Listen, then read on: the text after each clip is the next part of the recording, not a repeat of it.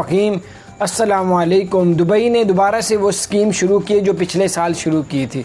Dubai हुकूमत का कहना है कि जैसे पिछले साल हमने कहा था कि 9 माह में जिस ड्राइवर ने जो गाड़ी चलाता है उसको इशारे नहीं तोड़े, कोई गैर कानूनी काम नहीं किया 9 माह के अंदर, तो उनको लाइसेंस में रिन्यू में 100% जो है उसमें रियायत दी जाएगी, डिस्काउंट की जाएगा, बिल्कुल फ्री आपके हर चीज़ की जाएगी 100% में। उनमें बहुत से और भी मुख्तलिफ गवर्नमेंट के काम है उसमें आपको रियायत की जाएगी।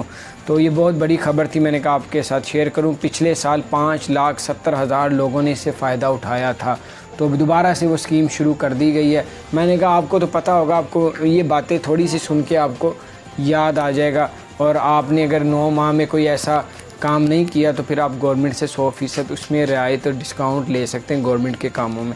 तो किस किस में ले सकते हैं वो आप लोग वेबसाइट से निकाल लें या किसी दोस्त से इन्फॉर्मेशन ले लें। बाहर अपना ख्याल रखें। अब अगर आपने हमारे चैनल को सब्सक्राइब नहीं किया तो ज़रूर सब्सक्राइब कर दें, बेल आइकन प्रेस कर दें ताकि नई अपडेट्स आप तक पहुँचते रहे। अस्सलाम वालेकुम।